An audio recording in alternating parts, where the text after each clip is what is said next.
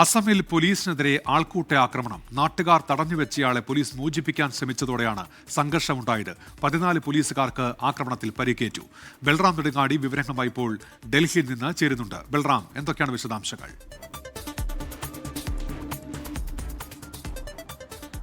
ഉന്മേഷ്, അസമിലെ ഹൊജായ് ജില്ലയിലാണ് ഈ സംഘർഷമുണ്ടായത്. ഈ ഹൊജായ് എന്നുള്ളത്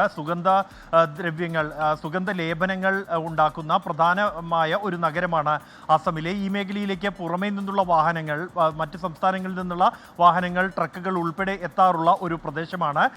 ഇവിടെ റോഡ് കഴിഞ്ഞ കുറേ കാലമായി റോഡ് ഗതാഗത യോഗ്യമല്ലാതെ കിടക്കുന്നു എന്ന ആക്ഷേപം നാട്ടുകാർക്കുണ്ട്. ഈ റോഡ് തകർന്നതിനെതിരെ നാട്ടുകാർ സംഘടിപ്പിച്ച ഒരു പ്രതിഷേധം, ഈ പ്രതിഷേധക്കാർ ഒരു ട്രക്ക് തടഞ്ഞു നിർത്തുകയായിരുന്നു. എന്നാൽ ഈ ട്രക്കിനെ അവിടെ നിന്നും മോചിപ്പിക്കാൻ പോലീസ് എത്തിയതോടെയാണ് സംഘർഷമുണ്ടായത്.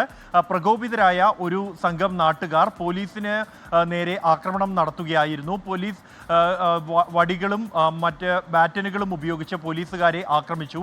പോലീസ് വാഹനങ്ങളും ആക്രമണത്തിന് ഇരയാക്കി. തുടർന്ന് ഈ ഒരു ആക്രമണത്തിൽ ഒരു SI ഉൾപ്പെടെ 14 പോലീസുകാർക്ക് പരിക്കേൽക്കുകയായിരുന്നു. തുടർന്ന് ആകാശത്തേക്ക് വെടിവെച്ചാണ് ഈ അക്രമികളെ വിരട്ടിയോടിക്കാൻ പോലീസിന് കഴിഞ്ഞത്. തുടർന്ന് ഈ സംഭവത്തിൽ 10 പേർക്കെതിരെ കേസ് എടുക്കുകയും അതിൽ 7 പേർ നിലവിൽ അറസ്റ്റിലായി എന്നുമാണ് പോലീസ് അറിയിക്കുന്നത്. പ്രദേശത്ത് ഇപ്പോൾ കനത്ത സുരക്ഷാ ക്രമീകരണം ഏർപ്പെടുത്തിയിട്ടുണ്ട്. നിരോധനാജ്ഞ പ്രഖ്യാപിച്ചിരിക്കുന്നു. മേഖലയിൽ അർദ്ധസൈനിക വിഭാഗങ്ങളെ ഉൾപ്പെടെ വിന്യസിച്ചിട്ടുണ്ട്. നിലവിൽ ഇപ്പോൾ സ്ഥിതിഗതികൾ ശാന്തമാണ് എന്നാണ് പോലീസ് അറിയിക്കുന്നത്.